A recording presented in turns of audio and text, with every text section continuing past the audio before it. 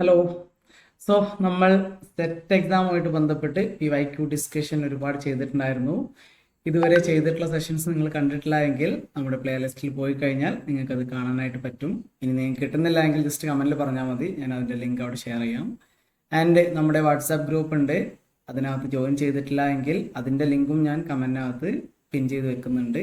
അതിൽ കയറിയിട്ട് ഗ്രൂപ്പിൻ്റെ ഭാഗമാവുക. അതിൽ നമ്മൾ കോഡ് ഷെയർ ചെയ്യുന്നുണ്ട്. അങ്ങനെ നമ്മൾ ഒരുപാട് പ്ലാനുകൾ അവിടെ വെച്ചിട്ടുണ്ട്. മെറ്റീരിയൽ കാര്യങ്ങളൊക്കെ നമ്മൾ അതിൽ ഗ്രാജുവലി ഷെയർ ചെയ്തുകൊണ്ടിരിക്കും എന്നുള്ളത് തന്നെയാണ്. ഓക്കെ, അപ്പോൾ നമ്മുടെ ഇന്നത്തെ സെഷൻ്റെ പ്രത്യേകത എന്ന് വെച്ചാൽ നമ്മൾ അടുത്തൊരു പ്രീവിയസ് ഇയർ ക്വസ്റ്റ്യൻ്റെ സെറ്റിലേക്കാണ് പോകുന്നത്. അതിൽ പ്രത്യേകിച്ച് ഞാൻ പറയുന്നത് എന്താണെന്ന് വെച്ചാൽ നിങ്ങൾക്ക് മനസ്സിലാവും, സെറ്റ് എക്സാമിൻ്റെ PYQs നമ്മൾ ഡിസ്കസ് ചെയ്യുമ്പോൾ നമുക്ക് കിട്ടുന്ന അഡ്വാൻറ്റേജ് എന്താണ്, എങ്ങനെയാണ് ഈ ക്വസ്റ്റ്യൻസ് റിപ്പീറ്റ് ചെയ്തിട്ട് വരാറുള്ളത്, റിപ്പീറ്റ് ചെയ്യുമ്പോൾ നമ്മൾ ഈസി ആയിട്ട് ആൻസർ ചെയ്യാൻ പറ്റുന്നത് എങ്ങനെയാണ്, നമ്മൾ PYQ ചെയ്യുന്നതിൻ്റെ ഒരു ഗുണം എന്താണ് എന്നുള്ളതൊക്കെ നിങ്ങൾക്ക് അതിലൂടെ വ്യക്തമാവും എന്നുള്ളതാണ്. ഓക്കെ, അപ്പോൾ നമ്മുടെ ആദ്യത്തെ ചോദ്യം നമുക്ക് നോക്കാം. ചോദ്യം എങ്ങനെയാണ്? Who is considered the goddess of arts history? അതായത് ചരിത്രത്തിൻ്റെ ഗോഡസ്, ദേവത അല്ലെങ്കിൽ ഗ്രീക്ക് ദേവത ആര് എന്നുള്ളതാണ് ചോദ്യം. ഓപ്ഷൻസ് ഉണ്ട്: Ushas, then Aphrodite, Clio the muse, Venus.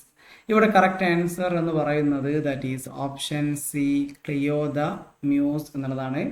ക്ലിയോ ആണ് ശരിക്കും ഗ്രീക്കുകാരുടെ ചരിത്രത്തിൻ്റെ ദേവത, അല്ലെങ്കിൽ ആർട്ടിൻ്റെ അല്ലെങ്കിൽ ആർട്സിൻ്റെ ഒക്കെ ദേവത എന്നൊക്കെ അറിയപ്പെടുന്നത്.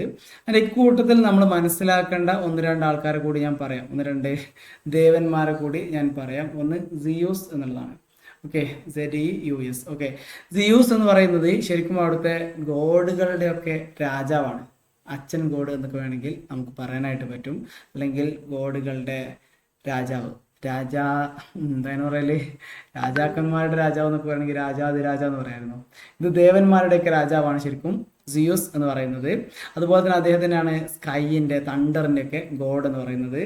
ആൻഡ് വേറെ ഒരാൾ, പിന്നെ ഉഷസ് ഒക്കെ നമുക്കറിയാം, നമ്മുടെ ഗോഡസ് ഓഫ് ഡൗൺ, അത് ഇന്ത്യൻ ഹിസ്റ്ററി ആയിട്ട് ബന്ധപ്പെട്ട് അല്ലെങ്കിൽ ഇന്ത്യയുമായിട്ട് ബന്ധപ്പെട്ട് വരുന്നതാണ്.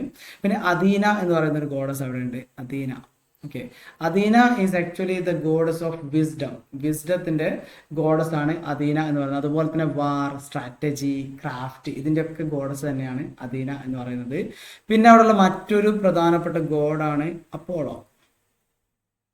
ഓക്കെ, അപ്പോളോനെ സംബന്ധിച്ചിടത്തോളം അപ്പോളോ എന്ന് പറയുന്നത് സണ്ണിൻ്റെ, മ്യൂസിക്കിൻ്റെ, ഹീലിംഗ്, പ്രൊഫസി ഇങ്ങനെ തുടങ്ങിയിട്ടുള്ള, പ്രത്യേകിച്ച് സൺ മ്യൂസിക് ഒക്കെ ഓർത്തു വെക്കുക. പിന്നെ മറ്റൊരു ദേവനാണ് ഡയനീഷ്യസ്. ഇങ്ങനെ ഇതാ ഡയനീസസ്, അദ്ദേഹം ഒരു ദേവനാണ്. അദ്ദേഹത്തിനെ സംബന്ധിച്ചിടത്തോളം വൈൻ, തിയേറ്റർ ഇങ്ങനെയുള്ളതിൻ്റെയൊക്കെ ഗോഡാണ് ശരിക്കും ഡയനീഷ്യസ് എന്ന് പറയുന്നത്. അങ്ങനെ ഒരുപാട് ഗോഡുകളുണ്ട്. നിങ്ങൾ ജസ്റ്റ് വിക്കിപീഡിയയിൽ ഒന്ന് അടിച്ചു നോക്കി കഴിഞ്ഞാൽ അതിന് ഇഷ്ടം പോലെ ഗോഡുകൾ കിട്ടും. എക്സാം പോയിന്റ് ഓഫ് വ്യൂവിൽ ഇമ്പോർട്ടൻ്റ് ആയിട്ടുള്ള കുറച്ച് ആൾക്കാരെ ഞാൻ ജസ്റ്റ് സൂചിപ്പിച്ചു എന്ന് മാത്രമേ ഉള്ളൂ. ഇനി അടുത്ത നമ്മുടെ രണ്ടാമത്തെ ചോദ്യം എന്ന് പറയുന്നത്, who said history is a science, no less and no more? ചരിത്രം എന്ന് പറയുന്നത് ഒരു സയൻസ് ആണ്, അതിൽ കൂടുതലുമില്ല കുറവുമില്ല, അതിൻ്റെ അപ്പുറത്തേക്കില്ല ഇപ്പുറത്തേക്കില്ല എന്നുള്ള അഭിപ്രായം പറഞ്ഞതാര്? EH കാർ ആണോ, MI ഫിൻലെ ആണോ, RG കോളിംഗ്വുഡ് ആണോ, JB ബെറി ആണോ? വളരെയധികം നമുക്ക് പോപ്പുലർ ആയിട്ടുള്ള ഒരു ഡെഫിനേഷനാണ്. It is said by option D, JB Berry. JB ബെറിയുടെ അഭിപ്രായമാണ് ചരിത്രം എന്ന് പറയുന്ന സയൻസ് ആണ്, അതിനകത്ത് കൂടുതലുമില്ല കുറവുമില്ല എന്നുള്ളത്. ആക്ച്വലി JB ബെറിയും അദ്ദേഹത്തിൻ്റെ ഒരു പ്രസംഗത്തിലാണ് ഇത് പറഞ്ഞിട്ടുള്ളത്. ഓക്കെ, ആൻഡ് ആ പ്രസംഗം അദ്ദേഹം നടത്തിയിട്ടുള്ളത് കാംബ്രിഡ്ജ് യൂണിവേഴ്സിറ്റിയിലാണ്. കാംബ്രിഡ്ജ് യൂണിവേഴ്സിറ്റിയിൽ അദ്ദേഹം നടത്തിയിട്ടുള്ള ഒരു പ്രസംഗമാണ്. ആൻഡ് ഇറ്റ് വാസ് ഇൻ 1902, 1902 അദ്ദേഹം നടത്തിയിട്ടുള്ള ഒരു പ്രസംഗത്തിനകത്താണ് അദ്ദേഹം ഈ ഒരു സ്റ്റേറ്റ്മെന്റ് ശരിക്കും പറഞ്ഞിട്ടുണ്ടായിരുന്നത് എന്നുള്ളതാണ്.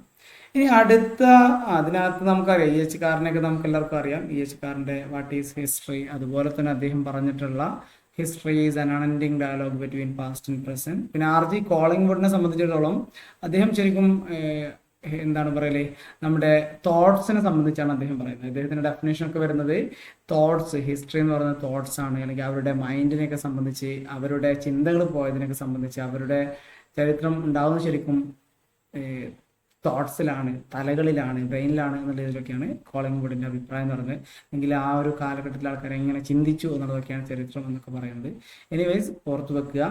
ഇനി അടുത്ത വളരെ പ്രധാനപ്പെട്ട മറ്റൊരു ചോദ്യമാണ്, who called Herodotus the author of lies? നുണകളുടെ എഴുത്തുകാരൻ എന്ന് ഹെറഡോട്ടസിനെ, ഒരു ബഹുമാനമല്ല അല്ലേ, ചരിത്രത്തിന്റെ പിതാവായ ഹെറഡോട്ടസിനെ ഇങ്ങനെയൊക്കെ അധിക്ഷേപിക്കാൻ പാടുണ്ടോ?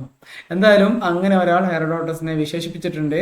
സിസറോ ആണോ, ലിവിയസ് ആണോ, ടാസിറ്റസ് ആണോ, പ്ലൂട്ടാർക്ക് ആണോ? ഇവിടുത്തെ കറക്റ്റ് ആൻസർ എന്ന് പറയുന്നത് ഹെറഡോട്ടസിനെ ഓതർ ഓഫ് ലൈഫ് എന്നൊക്കെ വിളിച്ചിട്ടുള്ളത് that is option D, Plutarch എന്നുള്ളതാണ്. ഓക്കെ, പ്ലൂട്ടാർക്ക് ആണ് ഓതർ ഓഫ് ലൈസ് എന്ന് ആര് വിളിച്ചിട്ടുള്ളത്? ഹെറഡോട്ടസിനെ വിളിച്ചിട്ടുള്ളത്. ഹെറഡോട്ടസിനെ ഫാദർ ഓഫ് ഹിസ്റ്ററി എന്ന് വിളിച്ചിട്ടുള്ളത് ആരാണ്? That is സിസറോ. സിസറോ ആണ് എന്ത് ചെയ്തിട്ടുള്ളത്? ഹെറഡോട്ടസിനെ ഫാദർ ഓഫ് ഹിസ്റ്ററി എന്ന് വിളിച്ചിട്ടുള്ളത്. അതേസമയം പ്ലൂട്ടാർക്ക് അദ്ദേഹത്തിനെ വിളിക്കുന്നത് ഓതർ ഓഫ് ലൈസ് എന്നുള്ളതാണ്. അങ്ങനെ വിളിക്കാൻ പ്ലൂട്ടാർക്കിന് ഒരു കാരണമുണ്ട്. കാരണം എന്താണെന്ന് വെച്ച് കഴിഞ്ഞാൽ പ്ലൂട്ടാർക്കിന്റെ ആൾക്കാരായിരുന്ന ബൊയോട്ടിയൻസ്, ബൊയോട്ടിയൻസ്, അവരെ ഹെറഡോട്ടസിന്റെ ഫേമസ് വർക്ക് ഏതാണെന്ന് എല്ലാവർക്കും അറിയുന്നുണ്ടായിരിക്കും. ഏതാണ്? ഹിസ്റ്ററീസ് അല്ലെങ്കിൽ ദ ഹിസ്റ്ററീസ് എന്നുള്ളതാണ്. സോ ഹിസ്റ്ററീസ് എന്ന് പറയുന്ന ഹെറഡോട്ടസിന്റെ വർക്കിനകത്ത് പ്ലൂട്ടാർക്ക് എന്ത് പറയുന്നുണ്ട്? അദ്ദേഹത്തിന്റെ ആൾക്കാരായിരുന്ന ബൊയോട്ടിയൻസ്, ഇങ്ങനെയാണ് എഴുതുക എന്നാണ് എൻ്റെ ഒരു ഓർമ്മ.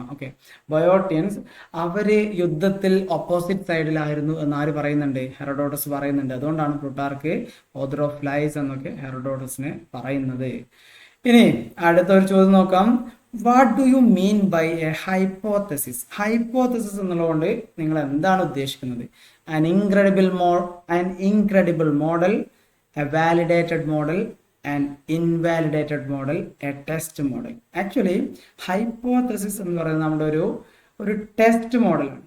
നമ്മൾ ടെസ്റ്റ് ചെയ്യാൻ വെക്കുന്ന ഒരു മോഡലാണ്. അതിനെ വാലിഡേറ്റ് ചെയ്തിട്ടില്ല. അത് നമ്മളൊരു എങ്ങനെയാ പറയല്, പഠനത്തിന് ശേഷം നമ്മളത് നൾ ഹൈപ്പോത്തസിസ് ആവോ അല്ലെങ്കിൽ അതൊരു വാലിഡേറ്റഡ് ആവോ എന്നുള്ളതിലേക്ക് മാറ്റും എന്ന് മാത്രമേ ഉള്ളൂ. സോ അതൊരു ഹൈപ്പോത്തസിസ് എന്ന് വെച്ചാൽ ഒരു ടെസ്റ്റ് മോഡലാണ്. ഇനി അടുത്ത ചോദ്യമാണ്, what are the correct purposes of foot notes? Foot നോട്ട്സിന്റെ ശരിയായ ഉദ്ദേശങ്ങൾ എന്തൊക്കെയാണ്? Authenticate, acknowledge, annotate. Authenticate, annotate, accommodate. Acknowledge, authenticate, assimilate. Annotate, accommodate, assimilate. ഇതിനകത്ത് കേട്ടതിന് ചിലപ്പോൾ എല്ലാം ശരിയാണ് എന്ന് മേ ബി ചിന്തിക്കാം. പക്ഷെ ഇവിടെ എക്സാക്ട് ആൻസർ എന്ന് പറയുന്നത് ഓപ്ഷൻ എ ആണ്. അതായത് നമ്മൾ എന്ത് ചെയ്യാണ്, നമ്മൾ മറ്റൊരാളുടെ വർക്കിനെ അല്ലെങ്കിൽ നമ്മുടെ വർക്ക് എന്ത് ചെയ്യാണ്, അതിൻ്റെ ഒരു ഒതന്റിസിറ്റി അതിലേക്ക് കൊണ്ടുവരുന്നത്. കാരണം നമ്മൾ കോപ്പി അടിക്കുന്നൊന്നുമില്ല, പകരം എന്താണ് നമ്മൾ വൃത്തിയായിട്ട് ഫുട് നോട്ട് കൊടുക്കുന്നുണ്ട്. അതുപോലെ തന്നെ ഞാൻ മറ്റൊരാളുടെ അടുത്ത് നിന്ന് എടുത്തതാണ് എന്നുള്ളതിനെ അക്നോളജ് ചെയ്യുകയും ചെയ്യുന്നുണ്ട്. അതുപോലെ തന്നെ അതിനെ അവിടെ മെൻഷൻ ചെയ്യുന്നു, അതിനെ അനോട്ടേറ്റ് ചെയ്യുന്നു. ഇതെല്ലാം നടക്കുന്ന എന്നുള്ളത് കൊണ്ടാണ് ഫുട് നോട്ടിന്റെ പ്രധാന പേർപ്പസ് എന്ന് പറയുന്നത്. So option A is the correct answer. ഇങ്ങനെയുള്ള ഒരുപാട് ക്വസ്റ്റ്യൻസ് റൈറ്റിങ്ങുമായിട്ട് ബന്ധപ്പെട്ട് വരാറുണ്ട് കേട്ടോ. ഫോർ എക്സാമ്പിൾ പറയുകയാണെങ്കിൽ പ്ലേജറിസം എന്താണ്, എത്ര പെർസെൻറ്റേജ് പ്ലേജറിസം അലൗഡ് ആണ്, ഇങ്ങനെയുള്ള കുറേ കാര്യങ്ങളൊക്കെ ചോദിക്കാറുണ്ട്. പിന്നെ ഫുട് നോട്ട്സിന്റെ പേർപ്പസ് എന്താണ്, അതുപോലെ APA സ്റ്റൈൽ എങ്ങനെയാണ്, ഈ രീതിയിലൊക്കെ എക്സാമിന് ക്വസ്റ്റ്യൻസ് നമുക്ക് പ്രതീക്ഷിക്കാം. ഇനി അടുത്തൊരു ചോദ്യം നോക്കാം. നമ്മൾ ഇന്നും ഒരു 20 ക്വസ്റ്റ്യൻസ് ആണ് നമ്മൾ ഡിസ്കഷന് വേണ്ടിയിട്ട് ഉദ്ദേശിക്കുന്നത്. സോ ഞാൻ നേരത്തെ പറഞ്ഞ സംഗതിയാണ്. ചോദ്യമാണ്, name the historian who first called Herodotus as a father of history? ആദ്യമായിട്ട് ഹെറഡോട്ടസിനെ ചരിത്രത്തിന്റെ പിതാവ് എന്ന് വിശേഷിപ്പിച്ചത് ആര്? Option A Cicero, option B Pliny, option C Thucydides, option D Tacitus. ഇവിടെ കറക്റ്റ് ആൻസർ എന്നുള്ളത് കുറച്ച് മുന്നേ ഞാൻ പറഞ്ഞതേ ഉള്ളൂ. ഓപ്ഷൻ എ സിസേറോ ആണ് ചെയ്തിട്ടുള്ളത് ഹെറഡോട്ടസിനെ ചരിത്രത്തിന്റെ പിതാവ് എന്നൊക്കെ വിളിച്ചിട്ടുള്ളത്. ഇനി അടുത്ത ചോദ്യം നോക്കാം. The decline and fall of the Roman empire authored by Edward Gibbon consisted. അതായത് എഡ്വേർഡ് ഗിബ്ബൺ ആണ് decline and fall of Roman empire എന്നുള്ള വർക്ക് എഴുതിയിട്ടുള്ളത്. അത് നമ്മൾ ഓൾറെഡി ക്വസ്റ്റ്യനിൽ തന്നെ പറഞ്ഞിട്ടുണ്ട്. ഇനി ചോദ്യതാണ്, കൺസിസ്റ്റഡ് ഓഫ് ഡാഷ് വോളിയംസ്, അതായത് എത്ര വോളിയംസ് ആണ് ഈ ഒരു പുസ്തകത്തിനകത്ത് ഉണ്ടായിരുന്നത്? 3 ആണോ, 4 ആണോ, 5 ആണോ, 6 ആണോ? എഡ്വേർഡ് ഗിബ്ബൺ അദ്ദേഹത്തിന്റെ decline and fall of Roman empire എഴുതിയിട്ടുള്ളത് ഇറ്റ് ഈസ് ഇൻ 6 വോളിയംസ് എന്നുള്ളതാണ്. 6 വോളിയംസിലാണ് അത് എഴുതിയിട്ടുള്ളത്. അതിനകത്ത് അദ്ദേഹം റോമൻ കാത്തലിക് ചേർച്ചിനെയും റോമൻ എംപയറിനൊക്കെ എന്താണ് പറയല്, അതിന്റെ റിലീജിയന്റെ ആ ഒരു ആസ്പെക്റ്റിലൊക്കെ വളരെ ശക്തമായിട്ട് വിമർശിക്കുന്നുണ്ട്. ഇത്രയും അറിയിക്കുക, 6 വോളിയത്തിലാണ് അത് എഴുതിയിരുന്നതെന്ന് അറിയാൻ വേണ്ടിയിട്ട് രണ്ടുപേരാണ്, എഡ്വാർഡും ഗിബ്ബണും. എഡ്വാർഡ് എന്ന് എഴുതി കഴിഞ്ഞാലും ഗിബ്ബൺ എന്ന് എഴുതി കഴിഞ്ഞാലും അതിൽ എത്ര അക്ഷരങ്ങളുണ്ട്? 6 അക്ഷരങ്ങളുണ്ട് എന്നുള്ളത് ഓർത്ത് വെക്കുക. ജസ്റ്റ് ഒന്ന് ഓർത്താൽ മതി. ഇത് 6 ഉണ്ട് എന്നുള്ള ഓർക്കാൻ അതിനേക്കാൾ ഈസിയാണ്. ഇനി അടുത്തതാണ് the cause of dialectical materialism was put forward by. അതായത് ഈ ഒരു ഡയലക്റ്റിക്കൽ മെറ്റീരിയലിസം എന്നുള്ള ആശയം മുന്നോട്ട് വെച്ചിട്ടുള്ളത് ആര് എന്നുള്ളതാണ്. റാങ്കിയാണോ, ഹെഗലാണോ, കാൾ മാക്സ് ആണോ, വിക്കോ ആണോ? ഇവിടെ നമുക്ക് കൺഫ്യൂഷൻ ആയി പോകാൻ സാധ്യതയുള്ള 2 ആൾക്കാരാണ്. ഒന്ന് ഹെഗലും മറ്റേത് കാൾ മാക്സും ആണ്. ആൻഡ് ഹെഗൽ ശരിക്കും മുന്നോട്ട് വെച്ചിട്ടുള്ളത് ഡയലക്റ്റിക്സ് എന്നുള്ള ഒരു കോൺസെപ്റ്റ് ആണ്. ഓക്കെ, അതിനെ പിന്നീട് കാൾ മാക്സ് ആണ് ഡയലക്റ്റിക്കൽ മെറ്റീരിയലിസം എന്നുള്ള രീതിയിലേക്ക് മാറ്റുന്നത് എന്നുള്ളതാണ്. ആൻഡ് ഈ ഒരു ഡയലക്റ്റിക്കൽ മെറ്റീരിയലിസത്തിലേക്ക് വരുന്ന സമയത്ത് നമ്മുടെ എക്കണോമിക് കണ്ടീഷൻസ് ആണ് ചെയ്യുന്നത്, കാര്യങ്ങളൊക്കെ നോക്കുന്നത് എന്നുള്ളതാണ് കാൾ മാക്സ് അതിനകത്ത് പറയുന്നത് എന്നുള്ളതാണ്. സൊസൈറ്റിൻ്റെ ഒരു ക്ലാസ് സ്ട്രഗിളിനെ സംബന്ധിച്ചും അവിടെയുള്ള എക്കണോമിയൊക്കെ എന്ത് ചെയ്യുന്നുണ്ട് അദ്ദേഹത്തിൻ്റെ, അല്ലെങ്കിൽ മാക്സിയൻ പെർസ്പെക്റ്റീവ് പൊതുവെ എന്താണ്, it is based on economy. എല്ലാതിനെയും എക്കണോമിയുടെ ഒരു ഡയമെൻഷനിൽ നോക്കി കാണുക എന്നുള്ളതാണ് അതിൻ്റെ രീതി. ആൻഡ് ഹെഗലിയൻ ഡയലക്ട് ഞാൻ ജസ്റ്റ് ഒന്ന് സൂചിപ്പിക്കാം. ഹെഗലിൻ്റെ ഡയലക്റ്റിക്സ് എന്ന് പറയുന്നത് ശരിക്കും നമ്മൾ പറയുന്നൊരു ടേം ഉണ്ട്, തീസിസ്, ആൻറ്റി തീസിസ്, സിന്തസിസ് അല്ലേ? ഇതിനെ ബേസ് ചെയ്തിട്ടാണ് ശരിക്കും ഹെഗലിൻ്റെ ഡയലക്റ്റിക്സ് ഉണ്ടായിരുന്നത്. ആൻഡ് അതിനെ ഡയലക്റ്റിക്കൽ മെറ്റീരിയലിസം ആക്കുന്ന സമയത്ത് കാൾ മാക്സ് ഒരു എക്കണോമിയുടെ ഒരു പെർസ്പെക്റ്റീവ് കൊണ്ടുവരുന്നു. ആൻഡ് പിന്നീട് അത് ഹിസ്റ്റോറിക്കൽ മെറ്റീരിയലിസം എന്നുള്ള ഒരു പുതിയൊരു കോൺസെപ്റ്റിലേക്ക് അത് മാറ്റുന്നു. അതായത് ചരിത്രത്തിലുടനീളം ക്ലാസ് സ്ട്രഗിൾ ഉണ്ടായിരുന്നു. അവിടെയൊക്കെ ചരിത്രത്തിലുടനീളം ഈ ഒരു നമ്മുടെ എന്താണ് ഉൽപാദന ഉപാധികളുമായിട്ട് ബന്ധപ്പെട്ടാണ് കാര്യങ്ങൾ വരുന്നത്. എല്ലാം എന്താണ് പ്രൊഡക്ഷൻ റിലേഷൻ ആണ് എന്നുള്ളതാണ് പറയുന്നത്. ആൻഡ് ഓൾസോ സൊസൈറ്റിയുടെ ബേസിനെയും സൂപ്പർ സ്ട്രക്ചറിനെയൊക്കെ അദ്ദേഹം പറയുന്നുണ്ട്. ഈ സൂപ്പർ സ്ട്രക്ചർ എന്ത് ചെയ്യും, കാര്യങ്ങളൊക്കെ തീരുമാനിക്കും, അവരുടെ അടുത്താണ് ഈ പറഞ്ഞ ഓണർഷിപ്പ് ഉണ്ടാവുക. ഇതൊക്കെയാണ് അതിൻ്റെ തിയറിയുടെ ഒരു ക്രക്സ് എന്ന് പറയുന്നത്. ഞാൻ ഡീപ്പായിട്ട് പോകുന്നില്ല. ഇനി അടുത്തൊരു ക്വസ്റ്റ്യൻ ആണ്. നമ്മൾ ഡീപ്പായിട്ട് പോകാൻ നിന്ന് കഴിഞ്ഞാൽ സ്വാഭാവികമായിട്ട് നമുക്ക് ക്വസ്റ്റ്യൻ ഡിസ്കഷൻ്റെ ഒരു അളവ് കുറയുന്നതാണ്. നമ്മൾ ഡീപ്പായിട്ട് ചെയ്യുന്ന സെഷൻസ് ഒക്കെ വേറെ നമ്മൾ കൊണ്ടുവരും. നിങ്ങളെ പ്രോത്സാഹനം അതിനൊക്കെ വേണം എന്നുള്ളത് മാത്രമേ എനിക്ക് പറയാനുള്ളൂ. ഇനി അടുത്ത ചോദ്യമാണ്, point out the historian who belonged to the second generation of the Annales school. Annales സ്കൂളിൻ്റെ സെക്കൻഡ് ജനറേഷനിൽ വരുന്ന ഹിസ്റ്റോറിയൻ ആര്? ഫെർഡിനാൻഡ് ബ്രദേൽ ആണോ, ലൂസിയൻ ഫെബർ ആണോ, ഇമാനുവൽ ലെ റോയ് ലദൂരി ആണോ, റോജർ ചാർട്ടിയർ ആണോ? ഇവിടെ കറക്റ്റ് ആൻസർ എന്ന് പറയുന്നത്, ഞാൻ എല്ലായ്പ്പോഴും ഇങ്ങനെ ഇവിടെ കറക്റ്റ് ആൻസർ എന്ന് പറയുന്ന സമയത്ത് നിങ്ങൾ എന്ത് ചെയ്യുക, ജസ്റ്റ് ഒന്ന് പോസ് ചെയ്യുക. ഒന്ന് പോസ് ചെയ്തിട്ട് നിങ്ങൾ ആ കറക്റ്റ് ആൻസർ ഒന്ന് പറഞ്ഞു നോക്കുക, ജസ്റ്റ് ചെക്ക് ചെയ്യുക. അല്ലെങ്കിൽ ഇനി നിങ്ങൾ കമൻ്റ് ഒന്നും പറയണ്ട, നിങ്ങൾ എന്ത് ചെയ്യുക, നിങ്ങളൊരു പേപ്പർ എടുക്കുക. നമുക്ക് കമൻറ്റ് പറഞ്ഞ് പബ്ലിക് ആക്കണ്ട, നിങ്ങൾ ആവശ്യത്തിന് വേണ്ടിയിട്ട് എന്ത് ചെയ്യുക, ഒരു പേപ്പർ എടുത്തിട്ട് ഒന്ന് എഴുതി നോക്കുക, എ നോ ബി നോക്കുക, എഴുതി നോക്കുക, എന്നിട്ട് ശരിയാവുന്നുണ്ടോ എന്നൊന്ന് പരീക്ഷിച്ച് നോക്കുക. ഇങ്ങനെയൊക്കെയാണ് നമ്മളൊരു എക്സാം എന്താണ് പറയല്, ഒരു ടെസ്റ്റ് നമ്മൾ നടത്താറുള്ളത്. ഏതായാലും ഇവിടെ നമ്മുടെ ചോദ്യത്തിൻ്റെ ഉത്തരം എന്ന് പറയുന്നത് അനാൾസ് സ്കൂളിൻ്റെ സെക്കൻഡ് ജനറേഷനിലെ പ്രധാനപ്പെട്ട ആൾ എന്ന് പറയുന്നത് ദാറ്റ് ഈസ് ഫെർഡിനാൻഡ് ബ്രദേൽ എന്നുള്ളതാണ്. അനാൾസ് സ്കൂൾ തുടങ്ങുന്നത് ആരൊക്കെയായിരുന്നു? Marc Bloch and Lucien Febvre. ഇവർ രണ്ടുപേരാണ് അത് സ്റ്റാർട്ട് ചെയ്യുന്നത്, അല്ലെങ്കിൽ അതിൻ്റെ ഫസ്റ്റ് ജനറേഷൻ സ്കോളേഴ്സ് എന്ന് പറയുന്നത് അവരായിരുന്നു. പിന്നീട് അതിൻ്റെ സെക്കൻഡ് ജനറേഷനിലെ പ്രധാനികളാണ്, അല്ലെങ്കിൽ പ്രധാനിയാണ് ഫെർഡിനാൻഡ് ബ്രദേൽ എന്ന് പറയുന്നത്. ബ്രദേലിൻ്റെ ഏറ്റവും വലിയ കോൺട്രിബ്യൂഷനാണ് ശരിക്കും ഹിസ്റ്റോറിക്കൽ ടൈം എന്ന് പറയുന്നത്. അതുപോലെ തന്നെ അദ്ദേഹത്തിൻ്റെ മെഡിറ്ററേനിയൻ എന്നുള്ളത്. ആൻഡ് ഹിസ്റ്റോറിക്കൽ ടൈമിനകത്ത് അദ്ദേഹം ലോങ് ഡ്യൂറേ, ഷോർട്ട് ഡ്യൂറേ, മിഡ് ഡ്യൂറേ എന്നൊക്കെ പറഞ്ഞിട്ട് തിരിക്കുന്നുണ്ട്. ജിയോഗ്രഫീനെ ഹിസ്റ്റോറിയിലേക്ക് ഇൻകോർപ്പറേറ്റ് ചെയ്യുന്നുണ്ട്. അതുവരെ ഉണ്ടായിരുന്ന ആ ഒരു ട്രെൻഡിന്ന് കാര്യമായിട്ടുള്ള മാറ്റങ്ങൾ കൊണ്ടുവരുന്നുണ്ട്. സോഷ്യൽ ഹിസ്റ്ററി, എക്കണോമി, ജിയോഗ്രഫി പ്രധാനമായിട്ടും മെഡിറ്ററേനിയൻ അതിനൊക്കെ ബേസ് ചെയ്തിട്ട് എന്ത് ചെയ്യുന്നു, അദ്ദേഹം ചരിത്രത്തിലേക്ക് നോക്കുന്നു എന്നുള്ളതാണ്. അതുപോലെ തന്നെ അതിൻ്റെ ഒരു തേർഡ് ജനറേഷൻ വരുന്നുണ്ട്. അതിനകത്ത് പ്രധാനിയായിരുന്നു നമ്മൾ ഈ പറയുന്ന ഇമാനുവൽ ലെ റോയ് ലദൂരി എന്ന് പറയുന്നത്. അതുപോലെയുള്ള ആൾക്കാരൊക്കെ നമ്മൾ പഠിച്ചു വെക്കുക. ഇനി അടുത്ത ഒരു ചോദ്യം നമുക്ക് നോക്കാം. History may be fragment of the universal March towards knowledge, but the faculty of understanding the living is the very truth, the master quality of the historian says. അതായത് ഇങ്ങനെ ഒരു സ്റ്റേറ്റ്മെന്റ് പറഞ്ഞത് ആര് എന്നുള്ളതാണ് പ്രധാനമായിട്ടും ഇവിടുത്തെ ഒരു സ്റ്റേറ്റ്മെന്റ് ക്രക്സ് എന്ന് പറയുന്നത്. അതിനകത്ത് ട്രൂത്ത് ആയിരിക്കുക, അതുപോലെ തന്നെ നമ്മുടെ എന്താണ് പറയല്, ഈ ഒരു തോട്ട്സിന്റെ ഒരു പ്രാധാന്യം ശരിക്കും ഇവിടെ നമുക്ക് കാണാനായിട്ട് പറ്റും എന്നുള്ളത് തന്നെയാണ്. ആൻഡ് ഇവിടെ ഓപ്ഷനിൽ മാർക്ക് ബ്ലോക്ക് ഉണ്ട്, അതുപോലെ തന്നെ നമ്മുടെ ലിയോപോൾഡ് വോൺ റാങ്കെ ഉണ്ട്, JB ബെറി ഉണ്ട്, ലൂസിയൻ ഫെബർ ഉണ്ട്. ഇവിടുത്തെ കറക്റ്റ് ആൻസർ എന്ന് പറയുന്നത് ഓപ്ഷൻ എ മാർക്ക് ബ്ലോക്ക് എന്നുള്ളതാണ്. അതായത് ഇവിടെ എന്ത് ചെയ്യുന്നു, നമ്മൾ മിയർലി ഫാക്ട് കളക്ഷൻ മാത്രമല്ല ചരിത്രം എന്ന് പറയുന്നത്, അതിലുപരി അവിടെയുള്ളൊരു മാനസികാവസ്ഥയൊക്കെ പരിഗണിക്കണം എന്നൊക്കെയാണ് മാർക്ക് ബ്ലോക്ക് അവിടെ ഉദ്ദേശിക്കുന്നത്. അല്ലെങ്കിൽ ഒരു സാധാരണ എന്താണ് പറയുക, ആൾക്കാരൊക്കെ ഇൻകോർപ്പറേറ്റ് ചെയ്യുന്ന രീതിയിലേക്ക് മാറണം എന്നുള്ളതൊക്കെയാണ്. അനാൾസുമായിട്ട് ബന്ധപ്പെട്ട് വരുന്ന ആൾ തന്നെയാണ് മാർക്ക് ബ്ലോക്ക്, അല്ലെങ്കിൽ അതിൻ്റെ ഒരു ഫൗണ്ടറാണ് മാർക്ക് ബ്ലോക്ക് എന്ന് പറയുന്നത്. അനാൾസ് എന്ന് പറയുന്നത് ശരിക്കും ഒരു ജേണലാണ്, എന്താണ് പറയല്, ഫ്രാൻസിലാണിത് തുടങ്ങിയിട്ടുള്ളത്. ഇതെല്ലാം നിങ്ങൾക്ക് നേരത്തെ അറിയുന്നത് തന്നെ ആയിരിക്കാം. ഇനി അടുത്തൊരു ചോദ്യം നോക്കാം. Madness and civilization is authored by Foucault ആണോ, എഡ്മണ്ട് ബർക്ക് ആണോ, RG കോളിംഗ്വുഡ് ആണോ, എറാസ്മസ് ആണോ? ഇതിനകത്ത് ആരാണ് മാഡ്നസ് ആൻഡ് സിവിലൈസേഷൻ എന്നുള്ള വർക്ക് എഴുതിയിട്ടുള്ളത്?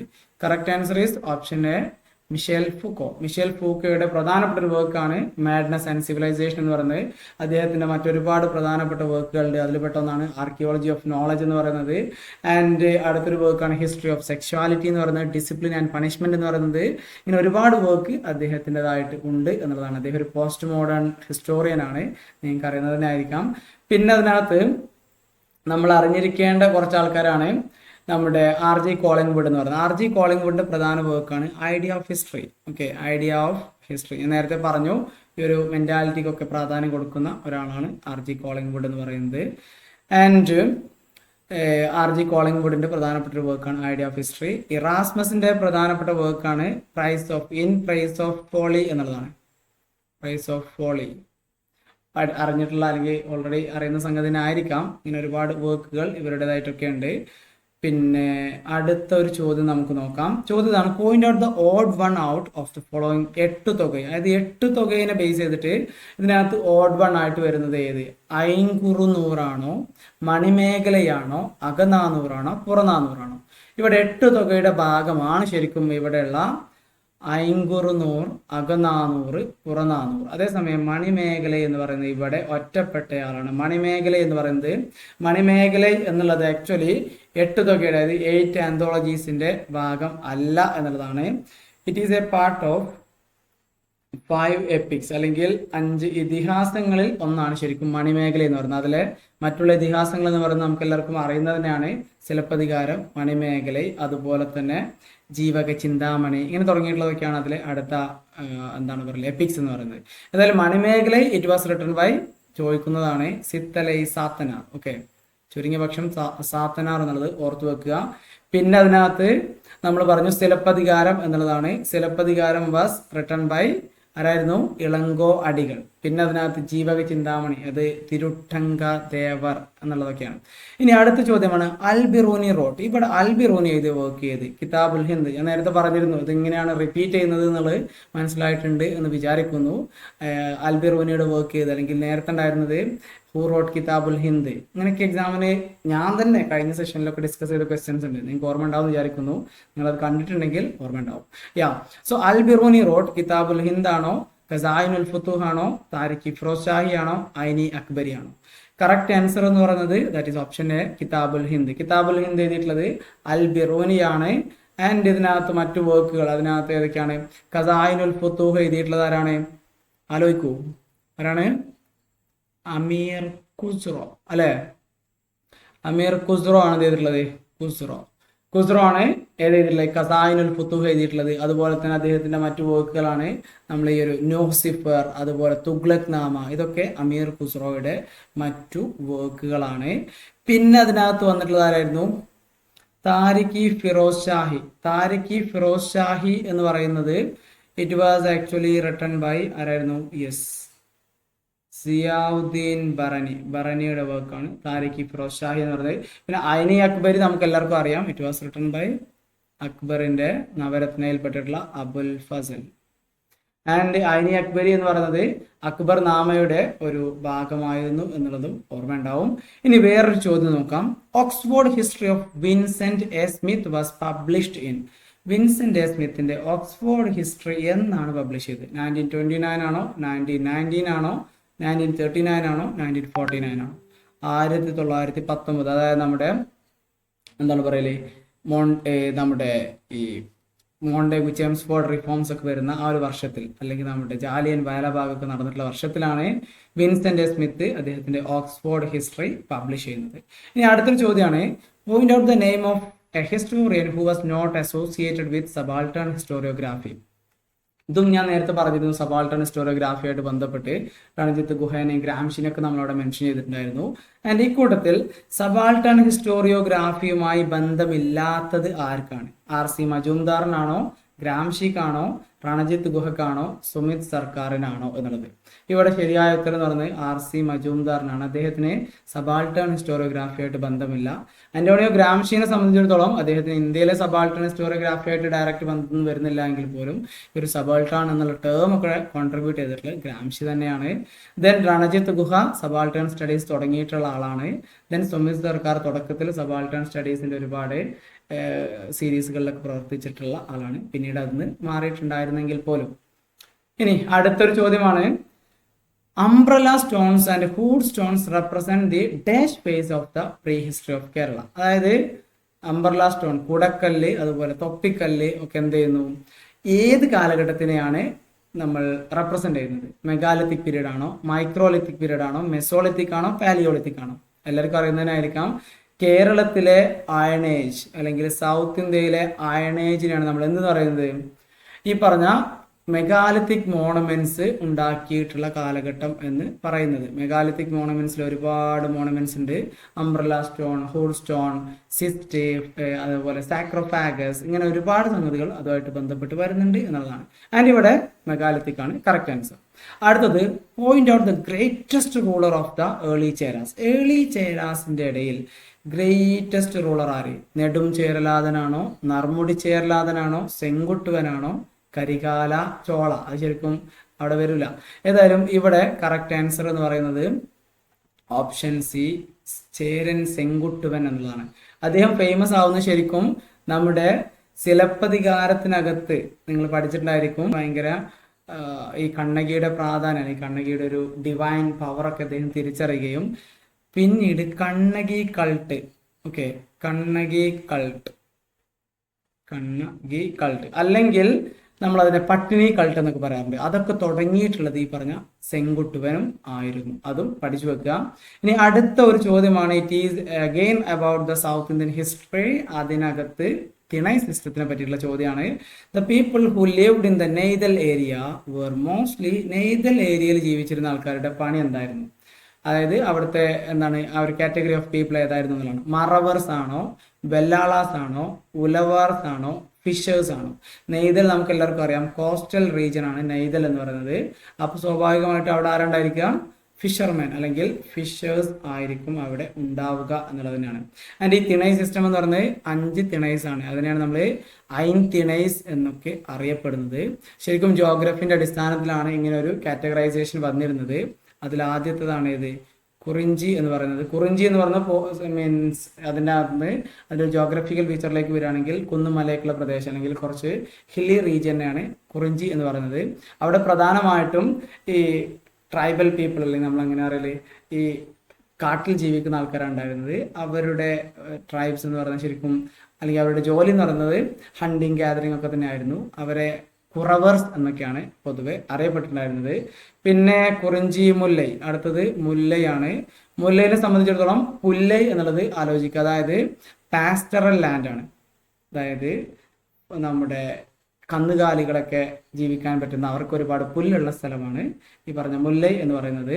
അതുകൊണ്ട് തന്നെ അവിടുത്തെ ആൾക്കാരുടെ പ്രധാന പണി എന്ന് പറയുന്നത് കാറ്റിൽ റിയറിംഗ് ആയിരുന്നു. പിന്നെ കുറിഞ്ചി, മുല്ലൈ, അടുത്തത് പാലൈ എന്നുള്ളതാണ്. പാലൈ എന്ന് വെച്ച് കഴിഞ്ഞാൽ ഡ്രൈ ലാൻഡ് ആണ്. അതുകൊണ്ട് തന്നെ അവിടെ സ്വാഭാവികമായിട്ടും നല്ലപോലെ ജോലി ചെയ്ത് ജീവിക്കാനുള്ള ഒരു മാർഗമൊന്നും അവിടെ ഉണ്ടായിരുന്നില്ല. അവിടെയാണ് ഈ പറഞ്ഞ മറവർ, അതായത് മറഞ്ഞു നിന്നുകൊണ്ട് കള്ളർ, അതുപോലെ തന്നെ കൊള്ളയടിക്കുന്ന ആൾക്കാർ, ഇവരൊക്കെയാണ് അവിടെ ഉണ്ടായിരുന്നത്. പിന്നെ പാലൈ, കുറിഞ്ചി, മുല്ലൈ, പാലൈ. അടുത്തത് മരുതം. മരുതം എന്ന് പറയുന്നത് വളരെ ബ്ലസ്ഡ് ആയിട്ടുള്ള അഗ്രികൾച്ചറൽ ലാൻഡാണ് ശരിക്കും മരുതം എന്ന് പറയുന്നത്. അതുകൊണ്ട് തന്നെ അവിടെയാണ് ഈ വെല്ലാളാർസ് എന്ന് വെച്ചാൽ ലാൻഡ് ഓണേഴ്സ് ആണ്, അതുപോലെ ഉലവാർസ് അല്ലെങ്കിൽ ഉഴവാർസ് എന്ന് വെച്ചാൽ ഭൂമിയിൽ കൃഷി ചെയ്യുന്ന ആൾക്കാർ, ഇവരൊക്കെ ഉണ്ടായിരുന്നത് ഈ മരുതം എന്ന റീജിയനിലാണ്. And the last one is Neithal. Neithal എന്ന് വെച്ചാൽ നേരത്തെ പറഞ്ഞു കഴിഞ്ഞു, അതായത് കോസ്റ്റൽ റീജിയൻ ആണ്. അവിടെ സ്വാഭാവികമായിട്ടും ആരുണ്ടായിരിക്കും? അവിടെ ഈ പറഞ്ഞ ഫിഷേഴ്സ് ഉണ്ടായിരിക്കും. അതുപോലെ തന്നെ നമ്മുടെ ഇവരെ ഫിഷേഴ്സിനെ ശരിക്കും അറിയപ്പെടുന്ന അതിൻ്റെ ടേം എന്ന് പറയുന്നത് പരവതർ എന്നുള്ളതുണ്ടോ, മീനൊക്കെ പരതി നടക്കുന്ന പരവതർ, പരതി നടക്കുന്ന ആൾക്കാർ എന്നുള്ള രീതിയിലൊക്കെ. അതുപോലെ തന്നെ ഈ ഉപ്പ് ഉണ്ടാക്കുന്ന ആൾക്കാരൊക്കെ ഈ പറഞ്ഞ നെയ്തൽ റീജിയനിലാണ് താമസിച്ചിരുന്നത്. ഒരു ഔട്ട്ലൈൻ ഞാൻ തന്നു എന്ന് മാത്രമേ ഉള്ളൂ. ജസ്റ്റ് എന്താണ് പറയുക, ഇത്രയും അറിയാമെങ്കിൽ തന്നെ ഇവിടുന്ന് വരുന്ന എല്ലാ ക്വസ്റ്റ്യനും നിങ്ങൾക്ക് സുഖമായിട്ട് ആൻസർ ചെയ്യാൻ പറ്റും. ഇനി അടുത്തൊരു ചോദ്യം നോക്കാം. ലാസ്റ്റത്തിന്റെ മുന്നത്തെ ചോദ്യം ഇതാണ്: the inscription that mentioned about the Kulasekharas for the first time. ഇതും നിങ്ങൾ ഓർക്കുന്നുണ്ടാവും. ഞാൻ തന്നെ ഈ ചാനലിനകത്ത് ഒരുപാട് തവണ ഷോർട്സ് ആയിട്ടും അല്ലാത്ത രീതിയിലൊക്കെ പറഞ്ഞിട്ടുള്ള ചോദ്യമാണ്. കുലശേഖരാസിനെ ആദ്യമായിട്ട് മെൻഷൻ ചെയ്യുന്ന ഇൻസ്ക്രിപ്ഷൻ ഏത്? Vazhappally inscription, Tharisappally copper plate, then Kalladakurichi inscription, Thiruvalla inscription. ഇവിടെ കറക്റ്റ് ആൻസർ എന്ന് പറയുന്നത് കുളവായ എന്ന് ആലോചിച്ചാൽ മതി, അല്ലെങ്കിൽ വാഴക്കുല എന്നൊക്കെ ആലോചിച്ചാൽ മതി എന്നൊക്കെ ഞാൻ പറഞ്ഞിരുന്നു. എന്തായാലും കുലശേഖരാസിനെ സംബന്ധിച്ച് ആദ്യമായിട്ട് അല്ലെങ്കിൽ അവരെ പറ്റിയിട്ടുള്ള ആദ്യത്തെ ഒരു മെൻഷനിങ്ങുള്ള ഇൻസ്ക്രിപ്ഷൻ എന്ന് പറയുന്നത് അത് വാഴപ്പള്ളി ഇൻസ്ക്രിപ്ഷൻ എന്നുള്ളത് തന്നെയാണ്. അതിനകത്ത് രാമരാജശേഖര രാമരാജശേഖര കുലശേഖരനെ സംബന്ധിച്ച് പറയുന്നുണ്ട് എന്നുള്ളതാണ് അതിന്റെ പ്രത്യേകത. പിന്നെ തരിസാപ്പള്ളി കോപ്പർ പ്ലേറ്റ് നിങ്ങൾക്ക് അറിയുന്നുണ്ടായിരിക്കും. I think it was in 849 849 സിയിലാണ് വരുന്നത് തരിസാപ്പള്ളി കോപ്പർ പ്ലേറ്റ് വരുന്നത്. അതുപോലെ തന്നെ അയ്യനടികൾ, തിരുവടികളൊക്കെ എന്ത് ചെയ്യുന്നുണ്ട്, ഒരു സിറിയൻ ചേർച്ചിന് കൊടുത്തിട്ടുള്ളതിനൊക്കെ സംബന്ധിച്ചാണ് തെരിസാപ്പള്ളി കോപ്പർ പ്ലേറ്റിനകത്ത് പറയുന്നത്. ആൻഡ് ടുഡേയ്സ് ലാസ്റ്റ് ക്വസ്റ്റ്യൻ നമുക്ക് നോക്കാം. ഇതൊക്കെ നിങ്ങൾ കൂടുതൽ പഠിക്കണം കേട്ടോ. ഞാനൊരു PYQന്റെ ആസ്പെക്റ്റിലാണ് ഭയങ്കര ഡീറ്റെയിൽ ആയിട്ട് പോകാത്തത്. നിങ്ങൾ എന്താണ് പറയുക, കമന്റ്സിലൊക്കെ പറയാം. If you demand more I can provide you more. അതാണ് എനിക്ക് അതിനകത്ത് പറയാനായിട്ടുള്ളത്. ഓക്കെ, ദെൻ അടുത്തത് the principal source of income during the Kulasekhara period was known as Thalaikkanam, Pulippan, Alkkasu, then Pattavaram. ഇവിടെ പ്രിൻസിപ്പൽ സോഴ്സ് ഓഫ് ഇൻകം എന്തായിരുന്നു എന്നുള്ളതാണ്. ഏത് കാലത്ത്? കുലശേഖര പീരീഡിൽ. അതിനകത്ത് കറക്റ്റ് ആൻസർ എന്ന് പറയുന്നത് ഓപ്ഷൻ ഡി, പാട്ടവാരം എന്നുള്ളതാണ്. അതായത് അതും ഒരു ടൈപ്പ് ഓഫ് ടാക്സ്, അല്ലെങ്കിൽ അതാണ് അവിടുത്തെ പ്രധാനപ്പെട്ട സോഴ്സ് ഓഫ് ഇൻകം എന്ന് പറഞ്ഞിരുന്നത്. അതിനകത്ത് മറ്റുള്ളതൊക്കെ പഠിക്കാൻ കേട്ടോ, തലൈക്കനം, ആൾക്കാശു, ഇതൊക്കെ എന്തായിരുന്നു എന്നുള്ളതൊക്കെ വളരെ അത്യാവശ്യമാണ്. ഞാൻ എന്തായാലും അവസാനിപ്പിക്കുകയാണ്. ഓൾറെഡി നമ്മുടെ സെഷൻ ഭയങ്കര ലെങ്തി ആയിട്ടുണ്ട്. ആൻഡ് ഒറ്റ കാര്യം പറയാം, നിങ്ങൾ ഇതുവരെ നമ്മുടെ ചാനൽ സബ്സ്ക്രൈബ് ചെയ്തിട്ടില്ലെങ്കിൽ സബ്സ്ക്രൈബ് ചെയ്യുക. നിങ്ങൾ കൂടുതൽ ആൾക്കാർ സബ്സ്ക്രൈബ് ചെയ്യുമ്പോൾ സ്വാഭാവികമായിട്ടും കൂടുതൽ ആൾക്കാരിലേക്ക് ഇത് എത്താനുള്ള സാധ്യത ഉണ്ട്. അത് എല്ലാവരും പഠിക്കട്ടെ, നമ്മൾ മാത്രം പഠിച്ചാൽ പോരല്ലോ. ആൻഡ് നിങ്ങൾ ലൈക്ക്, കമൻറ്റ്, ഷെയർ ഒക്കെ ചെയ്യുക, നിങ്ങളുടെ ഫ്രണ്ട്സിനൊക്കെ അയച്ചു കൊടുക്കുക, എല്ലാവരും അറിയട്ടെ. ഓക്കെ, അത്രേ ഉള്ളൂ. ആൻഡ് ടുഡേയ്സ് സെഷൻ നമ്മൾ വൈൻഡപ്പ് ചെയ്യാൻ പോവാണ്. അടുത്തൊരു വീഡിയോയിൽ വീണ്ടും വരാം. അതുവരെ എല്ലാവർക്കും താങ്ക് യു, ബൈ.